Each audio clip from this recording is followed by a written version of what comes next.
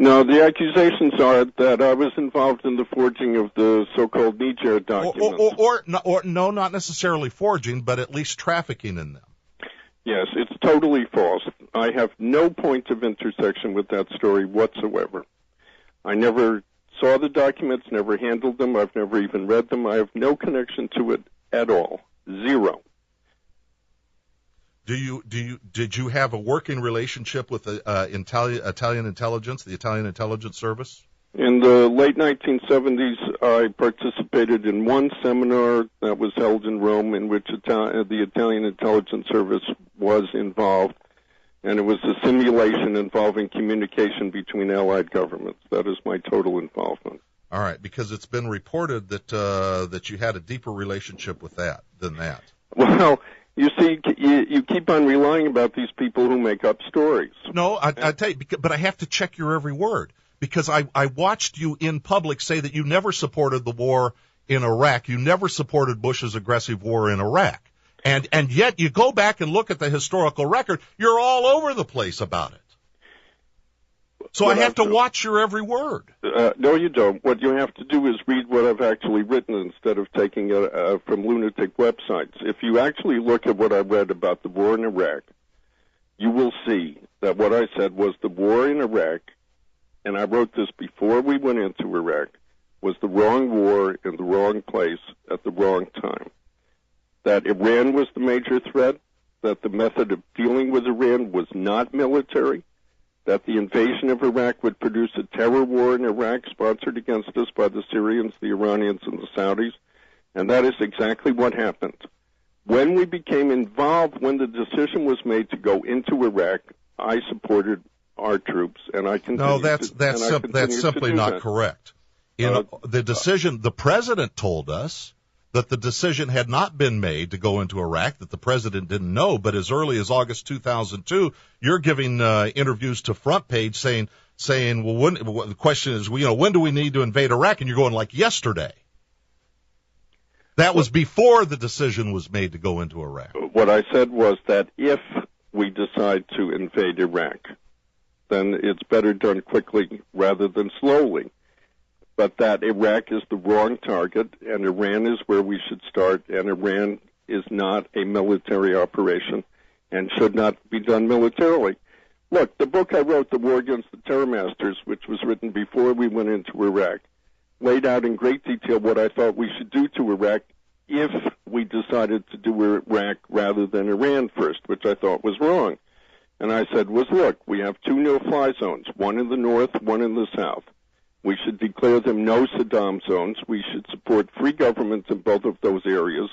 And we should invite the Iraqi people and members of the Iraqi military and government to go to those areas and be free people. And I said we should tell the Iraqi people that they do not have to die for Saddam. They can come and be free.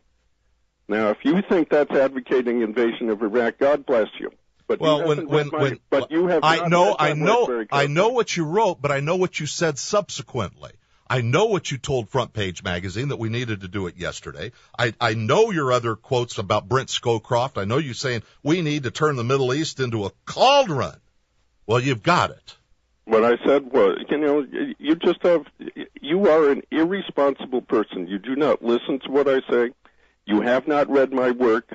The stuff that I've said about Iran, you have distorted. The lies that have been written about me in the public press, you quote as if they were authoritative.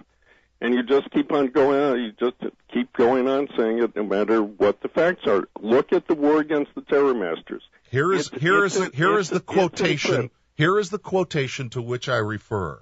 One can only hope that we turn the region into a cauldron, and faster, please. I mean, that's sort of become your tagline. More, bigger, better cauldrons in the Middle East. Faster, please. Calling for democratic revolution in all the countries of the Middle East, not for military invasion. Read the context.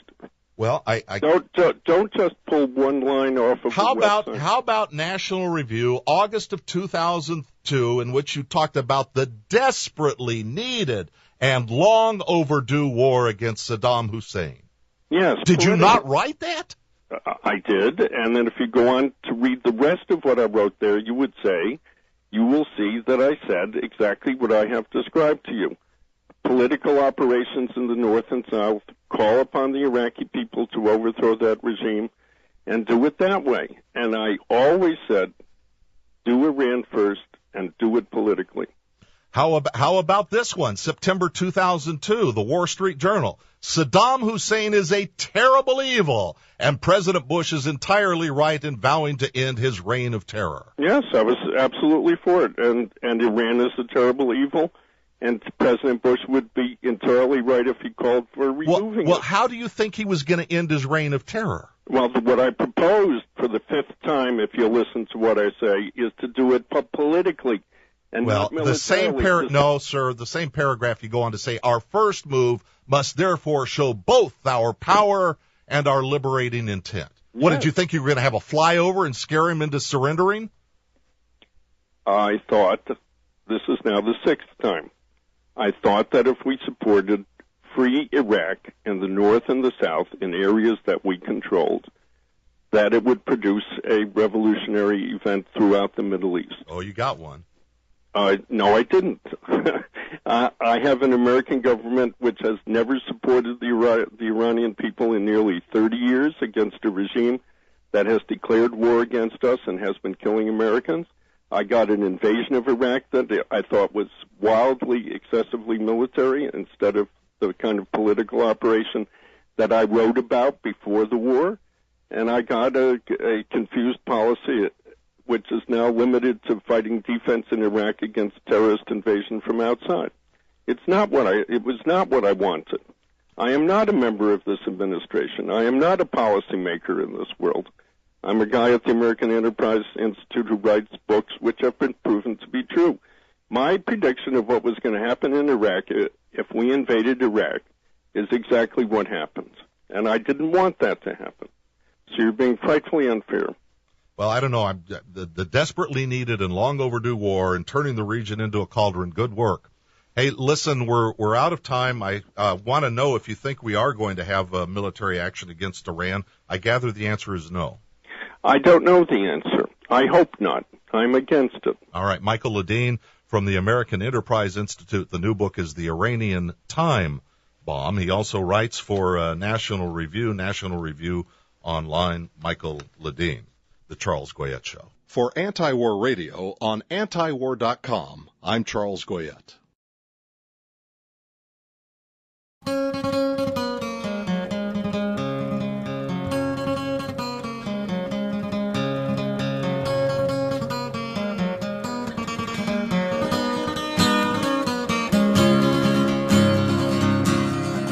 Oh, I marched to the Battle of New Orleans at the end of the early British wars. The young land started growing, the young blood started flowing, but I ain't a-marching anymore. For I killed my share of Injuns in 1,000 different fights. I was there at the Little Big Horn. I heard many men lying, I saw many boys.